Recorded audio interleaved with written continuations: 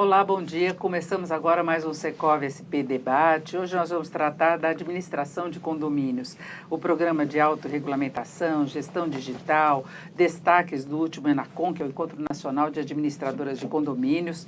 Esses são alguns temas do nosso programa de hoje, que tem como convidados aqui os especialistas Omar Anauati, que é diretor de condomínios da ABIC, Associação das Administradoras de Bens Imóveis e Condomínios. Omar, bom dia. Bom dia. E também o Marco Gubeici, que é diretor de administradoras do Secov São Paulo.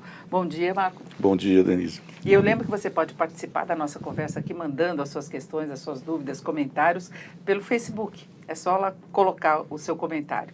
E vamos falar, então, sobre a autorregulamentação da administração. Vamos começar falando sobre isso, que tem alguns pontos que ficam em aberto, que são definidos pelas administradoras, pelos próprios condomínios. E eu queria saber qual que é o sentido, quais são as principais inovações que nós temos aí nos últimos tempos. Começa falando, Marco? Pode ser. Bom dia novamente, Denise, Marco.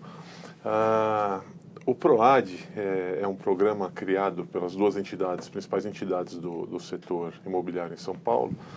Ele derivou de uma série de situações que a gente observava no mercado com relação à falta de uma regulamentação para a nossa atividade. Então, um administrador de condomínio ele não tem necessariamente uma formação obrigatória, um credenciamento obrigatório, e isso acarretou em muitas situações em você observar muitas empresas pouco qualificadas ou empresas aventureiras, empresas que não entram nessa atividade porque não sabem fazer outra coisa, acabam tentando se arriscar nessa atividade.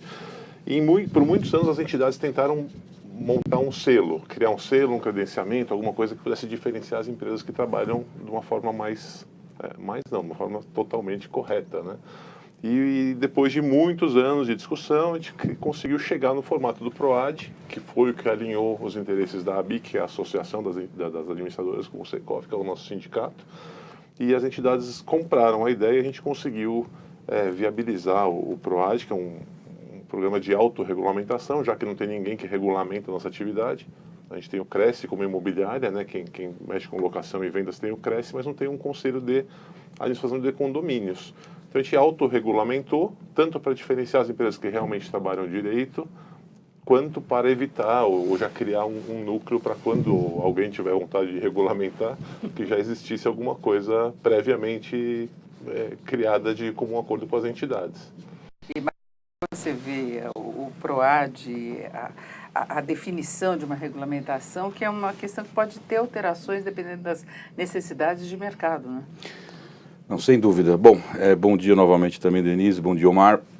Na verdade, Denise, o PROAD, complementando o que o Omar falou, veio no sentido também de garantir que as empresas que obtivessem esse selo passassem por um processo todo de auditoria, demonstrando a saúde financeira das empresas, a idoneidade e demonstrando principalmente que ela tem condições de entregar para o cliente tudo aquilo que uma administradora deve entregar.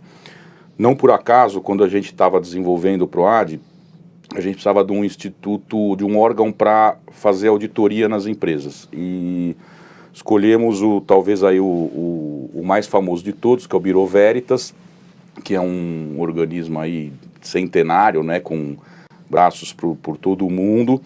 E quando foi para se montar o Conselho de Ética, também objetivando até demonstrar a seriedade do programa, a gente convidou um membro da OAB de São Paulo para que fizesse parte do conselho, né? Então, o conselho é composto por um membro da ABIC, um do Secov, mas também por um membro do Conselho de Ética da Ordem dos Advogados de São Paulo. E é isso. O que a gente vê é que, de fato, foi um movimento necessário para que o mercado pudesse se autorregulamentar em virtude da falta de regulamentação que o Omar mencionou. E hoje temos no PROAD 25 empresas que são certificadas aqui no estado de São Paulo. E lembrar também, esse movimento ocorreu também no Rio de Janeiro. No Rio de Janeiro eles têm o PROCONDE, que é como se fosse o nosso PROAD de lá, que também está caminhando e já com um grande número de empresas certificadas. Agora, quais seriam exigências básicas em relação às administradoras nesse contexto, vocês estão demonstrando uma preocupação com a questão financeira. É um ponto fundamental para que se tenha credibilidade, eficácia de gestão e tudo mais? Complementando ainda o que o Marco falou, apesar de estarmos hoje em 25 empresas, o programa é aberto para empresas de qualquer porte, né? Tanto a gente tem empresas de pequeno porte, empresas de grande porte, e essas empresas que estão hoje representam pelo menos 8 mil condomínios em São Paulo. Então, de repente, a gente está falando de poucas empresas, mas são empresas de grande representatividade no mercado, que conseguem replicar e falar do programa para os seus clientes, nas redes sociais. A gente costuma divulgar bastante quais são as vantagens de estar afiliado ao PROAD, tanto para as empresas, ou de ter uma administradora afiliada ao PROAD para os condomínios.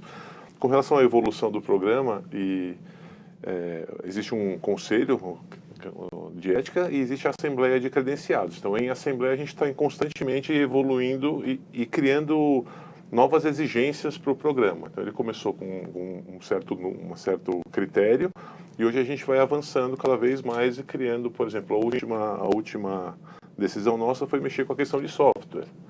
A gente não tinha uma regulamentação se todo mundo tem um software totalmente legalizado na sua empresa. Hoje, quem está no PROAD é porque tem softwares totalmente... está em ordem com o nosso software, que é uma questão que gera custo e empresas pouco preparadas às vezes não têm essa preocupação. Daí consegue fazer um preço baixo, fazem dumping de mercado. Então você não pode comparar com quem não atende a determinados critérios, né? Então, agora os requisitos básicos, como você falou... Essa questão financeira. Primeiramente, a empresa tem que ter um CNPJ, tem que estar constituída há pelo menos 5 anos de atividade. Ela tem que ser filiada à ABIC e ao Secov, a ambas as entidades. Ela tem que ter capital social, uma sede própria constituída. O objeto social do contrato social tem que ser a administração de condomínios ou a administração imobiliária. Então, a empresa tem que ter sido criada para isso. E a gente tem uma exigência de um capital social mínimo de R$200 mil.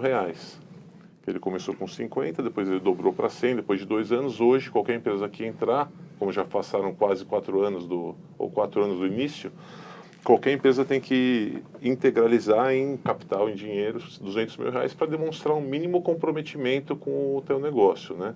Porque hoje você abre qualquer empresa com capital de 5 mil, 10 mil, você abre uma empresa, mas não que 200 mil vá resolver qualquer problema que você gere para o cliente, mas você demonstra um comprometimento dos sócios com o negócio, né?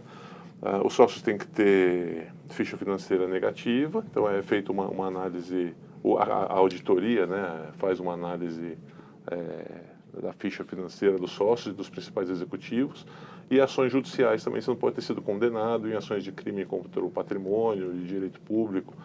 Também é feita essa triagem. Tudo isso é para minimizar o risco de alguma irregularidade na gestão das despesas, dos recursos do condomínio, é isso? Porque queira ou não, as administradoras são responsáveis por gerenciar os recursos do condomínio. Tanto na conta da empresa ou na conta do prédio, que são 2 modalidades diferentes de gestão, você tem procuração, você tem poderes para mexer com aquela verba toda. Se a gente estimar que em São Paulo a gente tem mais ou menos 30 mil condomínios, cada um arrecada uns 50 e poucos mil reais, a gente fala de mais de 1 bilhão e 200 milhões de dinheiro circulando para pagar conta, basicamente. O condomínio não tem gestão de recursos, você recebe e paga, mas é um volume considerável e está nas mãos das administradoras em grande parte. Então, o PROAD ele visa, entre outras coisas, checar como a administradora lida com essas verbas. Agora, esse gerenciamento ele é feito junto com o representante do condomínio. Mesmo assim, a administradora tem autonomia para a utilização dos recursos? É que normalmente existem ainda alguns condomínios que o próprio síndico movimenta, né, o dinheiro na conta do condomínio, mas hoje é a exceção, né? Por conta do trabalho que dá, a pessoa tem que estar disponível. Então, talvez aí 99% dos casos, a administradora tem uma procuração do condomínio e ela é que faz a movimentação do dinheiro do condomínio. Ou, como o Omar disse, quando é na conta da administradora, já é ela que faz normalmente, né? E o que a gente observa é que o condomínio, de uma maneira geral, mexe com muito dinheiro, né? Então, se você não tiver um pouco de controle também sobre esse dinheiro e sobre a idoneidade, a seriedade e o lastro da empresa que está movimentando esse dinheiro, você pode causar um risco até para os clientes, né? Como a gente já ouviu falar aí algumas vezes de administradoras que acabam tendo atitudes desonestas e prejudicando, inclusive, os condomínios. E isso é checado, né, na auditoria do PROAD, é um dos itens que é checado nas auditorias, é justamente como que a administradora faz a gestão desse dinheiro para minimizar riscos, de fato, para os clientes. Porque os condomínios, eles aprovam as contas, previsão de orçamento para o ano seguinte, sempre tem esse gerenciamento. Então, seria no intervalo, naquela época de administração mesmo, de despesas e tudo mais. Exatamente, porque nesse ano, quem vai efetivamente pagar as contas do condomínio é a administradora, né? E isso precisa estar sendo bem gerido, né, para evitar problema para os clientes. Porque além da previsão orçamentária, como eu estava dizendo, o condomínio não é feito para ter lucro, para guardar dinheiro, a não ser as provisões que você faz ao longo do ano para pagar um 13º salário, uma obra, um fundo de reserva, que é um dinheiro que você tem que ter para uma eventualidade. É comum ter condomínios que guardam, que tenham caixa, né? Apesar de não ser o objetivo, o prédio sobra dinheiro, reserva aplica, né? E tal. Então, esse dinheiro tem que estar bem administrado, né? Ou numa até para reformas e tudo mais. Reformas, além do dinheiro que gira, que entra e paga, tem muitos prédios que têm uma reserva de investimento. Então, a auditoria tem que se preocupar em demonstrar que cada real que você está dizendo para o prédio que está em caixa, está em caixa. O síndico pode checar isso. Muitos dos problemas de fraudes que a gente viu no mercado, em muitas situações, foi por também falta de acompanhamento adequado pelo conselho, pelo síndico, né? Então, às vezes, quando você deixa... E às vezes não só pelo síndico, pode haver problema do síndico com o administrador. O síndico também pode ser um risco, né? Às vezes tem empresas sérias... Ele está na ponta lá da representatividade. Né? O representante legal do prédio é o síndico. Em muitas situações, o síndico pede para mandar um dinheiro para uma conta que ele vai administrar lá. Você, como administrador, peraí, o que vai fazer com esse dinheiro? Você tem que também ter um jogo de cintura para informar todo mundo e deixar essa informação transparente para todo mundo.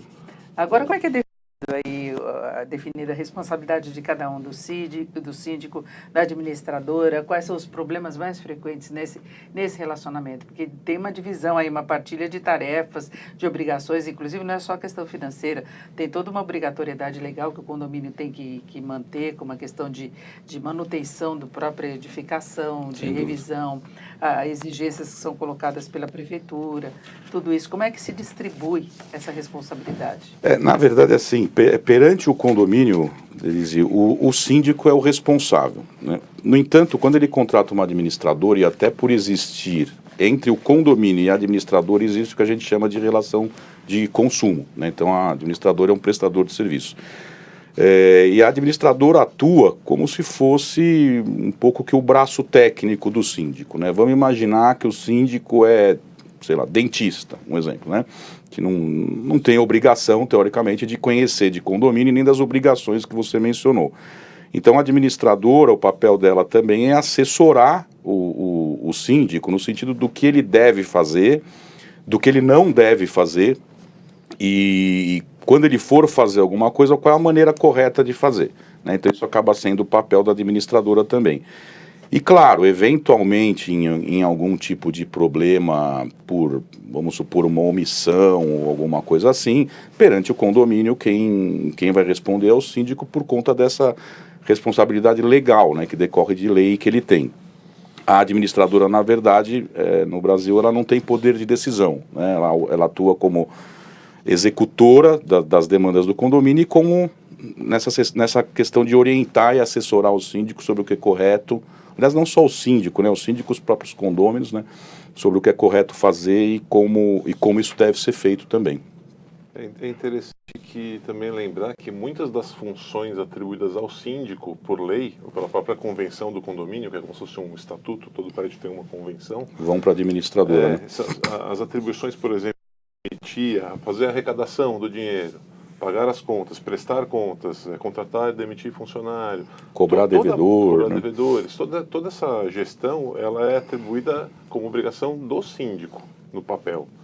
Só que também a própria lei diz que o síndico poderá delegar a terceiros a execução de uma série de tarefas. Né? Tem comissões, né, muitas vezes no condomínio. Na verdade, então, a administradora entra como esse contratado que vai receber a função de executar uma série de funções que, a princípio, legalmente são do próprio síndico.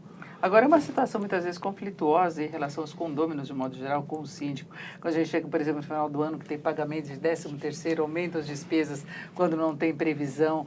Tudo isso, a forma como vai ser definido o orçamento do condomínio é feito junto com o administrador e o conselho do prédio. Sim, na prática, geralmente a administradora faz uma prévia, né, de uma previsão orçamentária.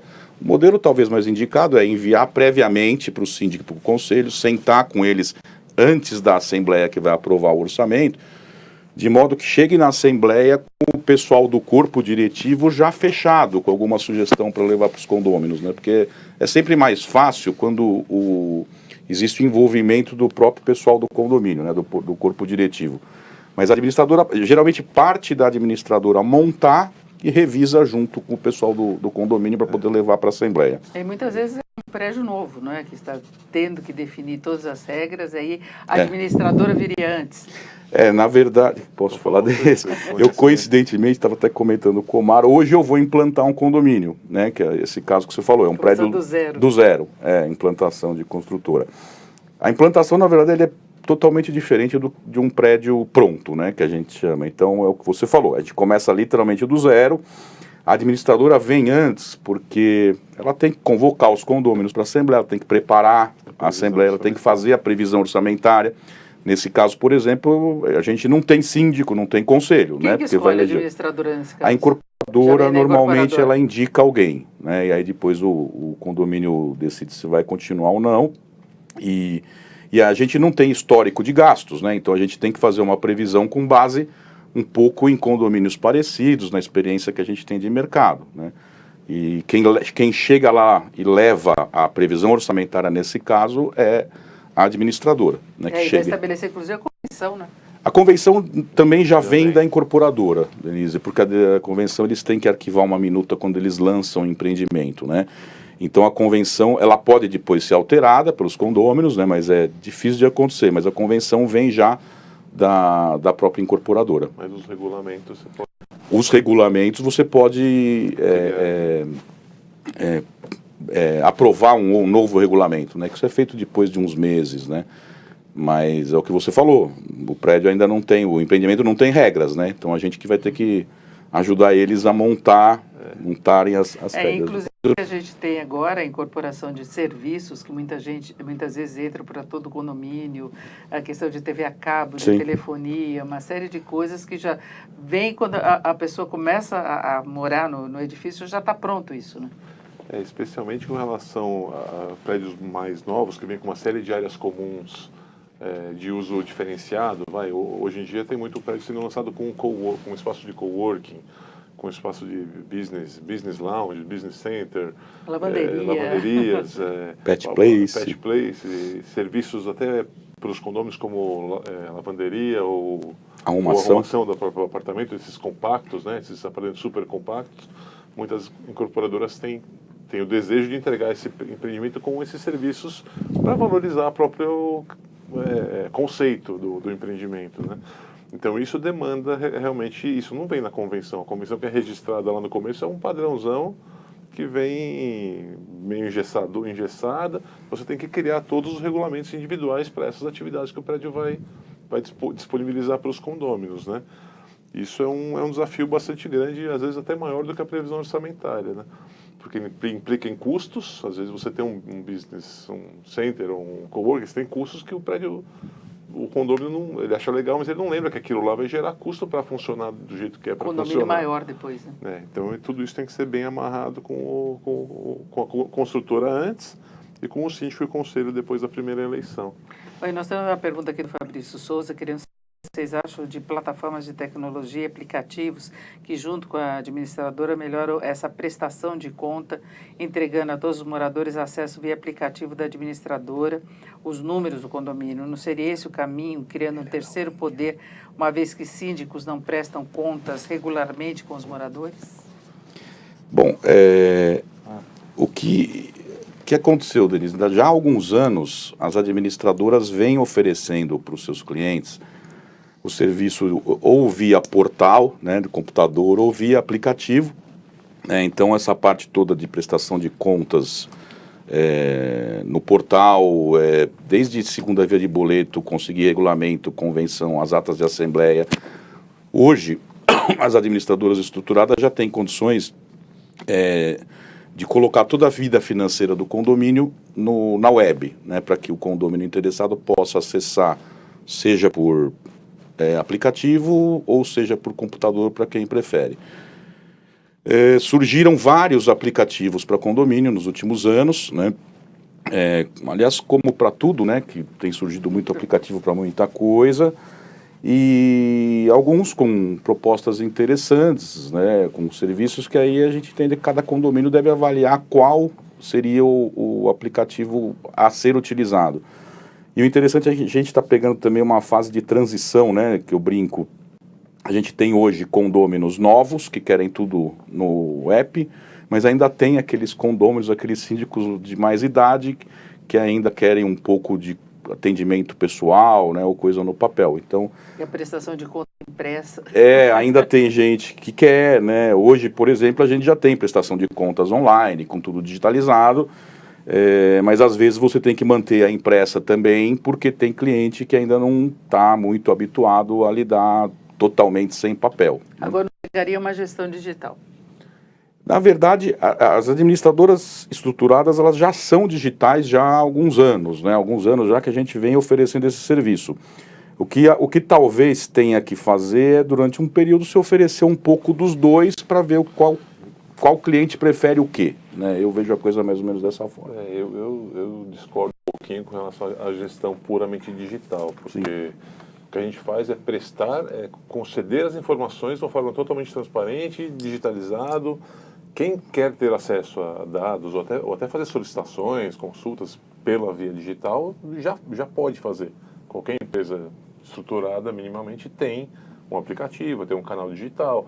Algumas têm o WhatsApp corporativo, que a pessoa pode trocar direto com o gerente de atendimento. A pasta digitalizada, mas às vezes você conferir uma pasta desse tamanho, 300 folhas digitalmente, tem pessoas ainda que não estão preparadas para esse desafio. Tem cara que gosta, que já faz, mas você muitas vezes tem que fazer a pasta impressa.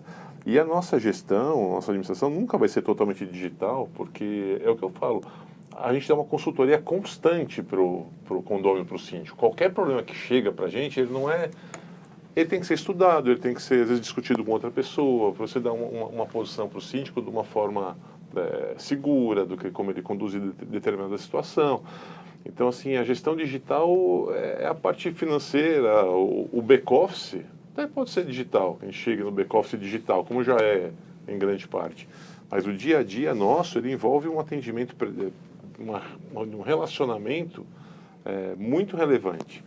Então, eu acho muito difícil que você consiga se vender como uma empresa digital e que o mercado compre uma empresa totalmente digital nos dias de hoje e até futuramente também. Até porque, né, só para complementar, e eu concordo com o Mar, a gente tem que lembrar que condomínios, eles são formados por pessoas, né? Eles não são formados só por... Eles não são robôs que moram no condomínio, né? São pessoas, são seres humanos. E as administradoras acabam ajudando, inclusive, em situações de conflito entre essas pessoas, né? Exatamente, eu ia perguntar isso, até que ponto que a administradora interfere em conflitos nos condomínios? Na verdade, a administradora hoje atua em praticamente tudo, né, no condomínio. É difícil um segmento que a administradora fique totalmente de fora dentro de um condomínio. Mas a gente atua, sim, né? Um dos principais problemas que a gente vê em condomínios são conflitos entre os próprios moradores ou ocupantes, né? E você não tem... Difícil você tratar isso de uma maneira digital, né? Então, assim, como o Mar falou, a gente pode disponibilizar as informações digitalmente, isso é uma coisa. Mas a administração que a gente faz é feita por seres humanos e com envolvimento, né? Inclusive com atendimento, com relações pessoais entre o nosso pessoal da administradora e os clientes. só para pegar um gancho que eu esqueci, e a gente acabou voltando na questão do PROAD, por isso que uma das exigências do PROAD, inclusive, é que os funcionários das administradoras façam cursos e treinamentos, principalmente os cursos do Secov e da BIC, que são específicos para o mercado de administração de condomínios. Porque quem atende o nosso público, quem atende nossos clientes, são os colaboradores das administradoras que têm esse contato. E eles têm que estar preparados, de fato, para atender não só o síndico, como todos os condôminos que entram em contato conosco, que nos procuram, que mandam e-mail, que abrem ocorrência, né, que tem alguma reclamação, que tem alguma dúvida, alguma questão. A gente está falando daquela questão de uso das áreas comuns, as novidades que têm surgido. Agora, eu acho que todos os condomínios hoje têm uma questão que é muito importante, que é a questão de segurança. Isso exigiu muitas normas diferentes, muitos equipamentos diferentes, e aí as administradoras também entram nesse processo. A gente entra nesse processo, principalmente com indicação de foro, porque muitas vezes o prédio precisa de um projeto. Né? Exatamente. Tanto, aliás, segurança, quando a gente fala, é um tripé. Né? Eu não sou um especialista, mas a gente vive isso no dia a dia, que é treinamento de pessoal, os funcionários, equipamentos, que são as câmeras, monitoramento, gravação, proteção perimetral de cercas e tudo mais, e regras, e regulamentos, que aí entra o condômino. Condômino. O morador, ele se dignar a atender o que o prédio determinar como regra. É para abrir o vidro quando chegar, para ver, tem que abrir o vidro. É para não deixar entrar entregador de alimento, de refeição, então não vai entrar, você tem que descer e pegar. Então muitas vezes o prédio cria um processo, um sistema de segurança completo, mas as pequenas brechas é onde você pode ter um problema no futuro, né? Então qualquer implantação de segurança passa por esse tripé e a gente pode atuar nos três, né? Tanto na conscientização, elaborando as regras junto com o condomínio, quanto na indicação de treinamento para os funcionários, quanto na montagem de um projeto de equipamentos junto, claro, com uma empresa especializada nisso. Porque muitas vezes o síndico, o condomínio, sabe exatamente o que tem de disponibilidade no mercado relacionado a isso e as mudanças vão ocorrendo meio que simultaneamente. A gente percebe dos condomínios, preocupação com câmeras, com controle, a interligação de comunicação entre um e o outro. As coisas vão caminhando muito junto, né? Sim. Tem um projeto interessante da Prefeitura de São Paulo, que é o City Câmeras. Já tiveram na BIC, já tiveram no Secov também, que é um estímulo para que os condomínios compartilhem uma parte das imagens das câmeras do circuito fechado do empreendimento com a prefeitura, principalmente as câmeras externas, né? Então são novidades que às vezes o morador ou o síndico não desconhece, né? E a própria prefeitura tem esse sistema e estimula para que os prédios façam adesão a ele, buscando ajudar no trabalho de prevenção e de investigação também, caso aconteça alguma coisa. Então todas essas imagens ficam no banco da polícia, da prefeitura, colaborando com essa segurança coletiva, das comunidades, do bairro, um ajudando o outro, né? Que é um pouco desse compartilhamento das coisas que a gente tem tanta dificuldade de fazer nos condomínios. Agora, quando se fala em definição de custos, para chegar ao valor final do condomínio, do valor a ser pago mensalmente, as administradoras têm um empenho em reduzir o custo? Como é que é definido isso? Você muitas vezes tem prédios e empreendimentos do mesmo padrão com valores muito diferentes cobrados. Isso parte da gestão interna do condomínio ou passa pela administradora? Acho que na verdade dos dois, Denise, porque o que acontece? Eu costumo dizer o seguinte: quem faz valor de condomínio não é nem síndico nem administradora, né? Quem faz o valor de condomínio são os condôminos, porque o valor vai depender muito de que tipo de serviço eles vão querer também no empreendimento. Vou dar um exemplo, né, padrão aí. Queremos um segurança à porta da garagem, embaixo do ombrelone, 24 horas. Isso tem um custo, né? Então, partindo daí, aí a administradora, sim, consegue, dentro das alternativas que o condomínio quiser, indicar aquela que tenha talvez o melhor custo-benefício. Desde montagem de escalas otimizadas de funcionários, até indicação de fornecedores que possuem custo-benefício interessante, E lembrando também, né, que até por conta aí da crise que a gente vem vivendo nos últimos anos, as administradoras têm se empenhado em ajudar o condomínio na redução de custos, porém, a gente tem que tomar cuidado um pouco com aquela redução burra que a gente chama, né? E tem muito mágico, né, que a gente chama no mercado. É o mandrake, né, que chega e fala, não, aqui vamos reduzir o condomínio em 40%. Não, é fácil, vocês querem tirar o porteiro, eu também reduzo em 40%. Né? Corta a água. Corta a água, né? A gente vive sem água. Estacionamento. Né? Aluga as vagas para terceiros, enfim. Tem muito mandrake, né? E as pessoas às vezes se iludem. E tem que lembrar uma coisa importante também, que os condomínios não, como você disse no começo da conversa, eles têm obrigações em termos de manutenções, de atestados que têm que ser renovados, de visto de bombeiros. E não adianta você economizar dinheiro de um lado e causar problema com o outro. E é o mesmo caso da manutenção preventiva, né? Não adianta você cortar todas as manutenções preventivas para depois de 3 anos gastar com manutenção corretiva. E às vezes na ilusão, pois é, a ilusão de cortar custos a curto prazo, você acaba criando custos a longo prazo, né? E você acaba dando um tiro no pé por conta disso. Então tem que tomar muito cuidado, às vezes, com os mandraquismos, que eu chamo, né? E eu acho quase inevitável a gente não lembrar do que aconteceu em Fortaleza recentemente, Sem dúvida. de uma empresa que não era especializada. Sem dúvida. E tudo indica foi responsável pela queda do prédio, né? Sem dúvida. Deixa eu fazer só três pontos com relação à previsão orçamentária, que é interessante. Uma coisa que afeta, muitas vezes a gente é consultado, meu prédio, condomínio é uma fortuna, o prédio do lado tem piscina, tem tudo e é super barato. Tudo bem, quantos apartamentos tem o seu prédio? Eu tenho 15. E o do lado tem 48. Então, tá explicado. Então, e o custo é igual, né? O custo do zelador é o mesmo. Apartamento é mais barateado. O imóvel que tem um apartamento por andar é muito mais caro. Muito mais caro. Sim. Muitas vezes uma portaria 24 horas é igual para um prédio pequeno, para um prédio de muitas unidades, mas o custo é rateado diferentemente, né? Uma outra situação é essa questão da manutenção, da valorização patrimonial, né? A gente não tem essa cultura. O condômino ainda não tem um entendimento de que ele precisa investir no imóvel, em especial nas áreas comuns do prédio, porque às vezes no apartamento dele tá tudo em ordem, tudo bonitinho, mas o prédio às vezes está caindo aos pedaços. Tem pintura, tem toda a manutenção. E não existe uma disponibilidade do condômino às vezes não encara muito facilmente investimento nas áreas onde ele não usa. Mas isso envolve a questão da valorização do patrimônio, concorrência entre condomínios. Amanhã ele vai ver, o apartamento dele está desvalorizado em relação ao da esquina, que lançou agora. Por quê? Porque ele não se atualizou, não investiu.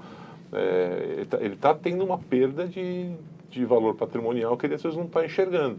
Um investimento, às vezes, por unidade, por apartamento muito pequeno, ou relativamente pequeno, acarreta numa valorização patrimonial muito maior. Essa conta, às vezes, a gente precisa ajudar os condôminos a entenderem. Vai custar 5 mil para cada um, 10 mil para cada um, tal obra. Que absurdo. Tudo bem, mas se o apartamento vale X, só de a gente dar esse up aqui, ou resolver esses problemas aqui, vai valer Y. Você pode não gostar, mas tem que fazer, né? E é um investimento. O apartamento vai ser valorizado. Isso é interessante. Eu tenho uma pergunta aqui do Valdir Albieri. As Assembleias Gerais dos Condomínios deveriam ter uma maior participação, pois se trata do efetivo exercício deliberativo. Na verdade, não é uma questão, é um comentário dele. E as assembleias não têm muita adesão mesmo, né? A questão digital seria possível, nesse caso, dar resultado maior ou não? Primeiro, eu queria só cumprimentar o Valdir, tá? O Valdir é amigo de longa data e ele sempre falou dessa situação. Ele sempre colocou essa situação como um empecilho a que o condomínio tomasse as melhores decisões, né? É uma coisa complicada, né? É complicado você motivar as pessoas a participarem, né? E existe até um projeto de lei, né, que está sendo acompanhado, que prevê em algumas situações o complemento do voto por meio eletrônico, né? Em casos que precise de quórum diferenciado, que é difícil de conseguir no condomínio, existe um projeto que prevê que, nesses casos, o condomínio poderia suprir a votação com um voto eletrônico. Agora, a Assembleia remota ou virtual ainda é um assunto um pouco polêmico, não existe uma posição definida, existe muita discussão se isso é legal, né, não legal do ponto de vista se é bom, né, do ponto de vista jurídico ou não. Mas aparentemente é um caminho aí que pode ser tomado por conta da facilidade que ela representa para os condomínios, porque é muito difícil você motivar o pessoal para descer, né, para as assembleias. Em situações que exijam quórum qualificado. Quórum, né? Tem muitas decisões em condomínio que você precisa de um quórum qualificado, às vezes de 2/3 dos condôminos, ou extrapolando para algumas decisões unanimidade. E muitas vezes Sim. não consegue, né? Não. E você não consegue a presença presencial, de que todos estejam lá. Ou você arruma uma procuração para se representar, né, naquele momento da Assembleia, ou pode amanhã, essa questão digital, chegar a um ponto de que viabilize esse tipo de votação por certificado digital, alguma coisa assim. Mas chega naquele mesmo problema que a gente falava em relação a se passar as informações apenas digitalizadas, que muita gente não consegue, não tem acesso, não quer. E você abre mão do debate também. Eu ia falar isso. Você está presente. Na verdade, você abre mão um pouco do debate presencial, né? Talvez esse seja o maior desafio aí para resolver. A Cristina Carvalho está fazendo vários comentários aqui, muito obrigada aí pela audiência, ela dizendo que tem muitos cursos no Secov e na BIC voltado para os serviços de mercado de administração condominial. Ela falou que ela já fez muitos desses cursos de atendimento, de auditoria e tudo mais, então ela está chamando atenção para isso. É a especialização mesmo na área para saber de tudo que está acontecendo. Né? Porque, às vezes, só para complementar o comentário dela, o nosso serviço, na verdade, ele é extremamente técnico, Denise, não é um... Por isso que, inclusive, a gente montou o PROAD, né? Não é um... Aparentemente, às vezes acham que a gente faz pasta e boleto, né? As administradoras. Mas por trás disso existem departamentos, existe um serviço de fato que é técnico. Se os envolvidos, seja síndico, seja administradora, não tiverem treinados, é difícil você prestar um serviço bom. A própria Cristina está colocando a questão dos funcionários em relação à segurança, que é a dificuldade de se contratar e ter segurança contra a idoneidade dos funcionários, que é um problema que a gente percebe também na questão de segurança, em alguns casos envolvidos, por exemplo, em roubos dos prédios. Né? Isso acontece não só em condomínio, como qualquer em banco, lugar, né? como qualquer tipo de problema com segurança, a questão do inside information. Mas aí o gerenciamento é pelo síndico só?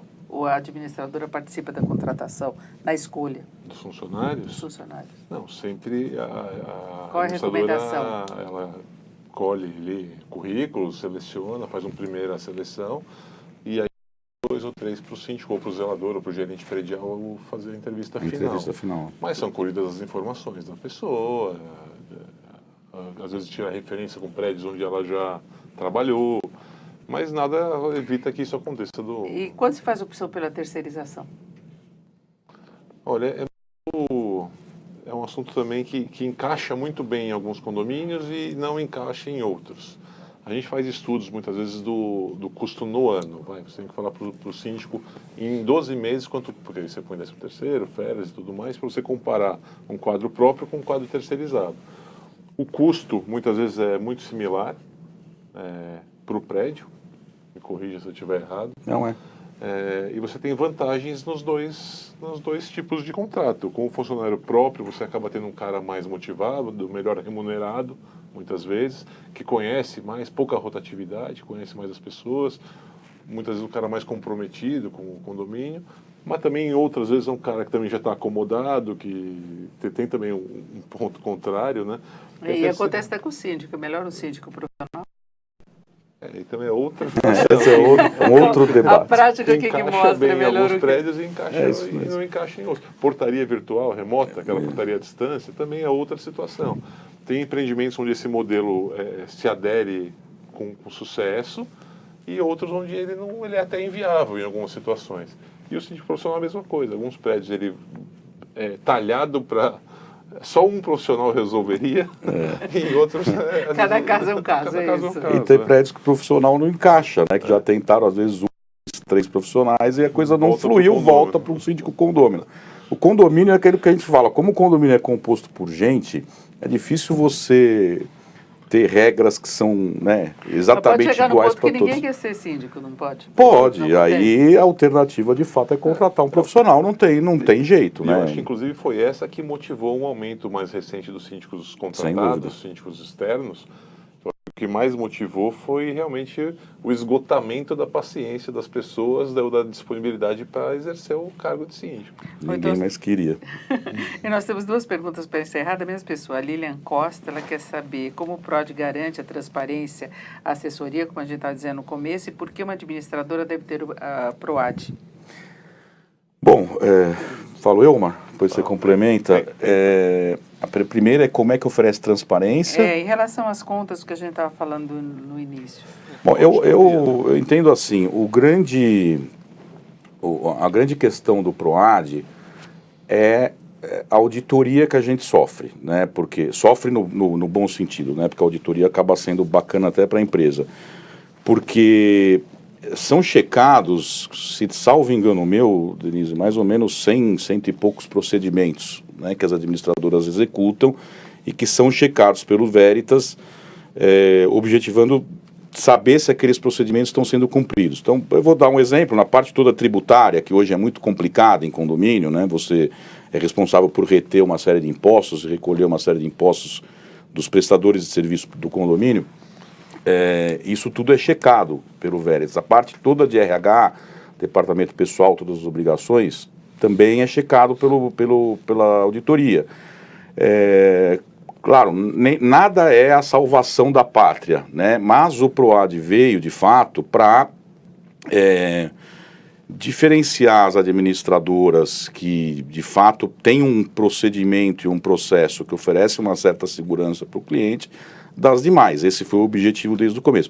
Daí as exigências que foram feitas. E lembrando, eu acho que o Omar até comentou, né, que pode ser qualquer empresa, não é que precisa ser empresa grande, não. Tem muitas empresas pequenas no PROAD, né? Talvez até a maioria, mas empresas que procuram trabalhar da maneira correta. Quer complementar, Omar, alguma coisa? Como eu falei? Acho que é isso, né? E como se assegura que a empresa é transparente ou tal, por meio dos itens de auditoria mesmo. O nosso regulamento, ele tem um regulamento, o PROAD, e ele foi transformado num checklist de auditoria.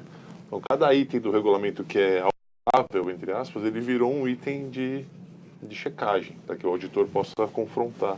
E como é que o condômino checa se a empresa é auditada, tem registro, é confiável? O condômino, não, estou falando do síndico. Na verdade, as empresas que são auditadas e que cumprem os requisitos, elas recebem um selo. Então, se você olhar, normalmente no site, todo o material da empresa existe um selo. No site do próprio PROAD. Ou no próprio, e no site do PROAD também tem a lista das empresas. Tem a lista de todas as empresas certificadas. Agora eu estou falando com tem lá todas as empresas certificadas. E lembrando que o PROAD é aberto, né? O PROAD é aberto para qualquer empresa que deseje participar. Claro, tem que cumprir o regulamento, passar pelas exigências que foram feitas na auditoria, né, que é justamente o cerne do programa, e normalmente as empresas usam o selo, né, empresa certificada PROAD, é um selinho que a empresa recebe, que tem validade, tá, Denise? Só para finalizar, esquecemos de mencionar, você é auditado permanentemente, tá? Anualmente? Do ano, porque não é que você faz uma auditoria e nunca mais faz, não. Vai estar bem para sempre. Não, todo ano vai lá o birô e audita a tua empresa.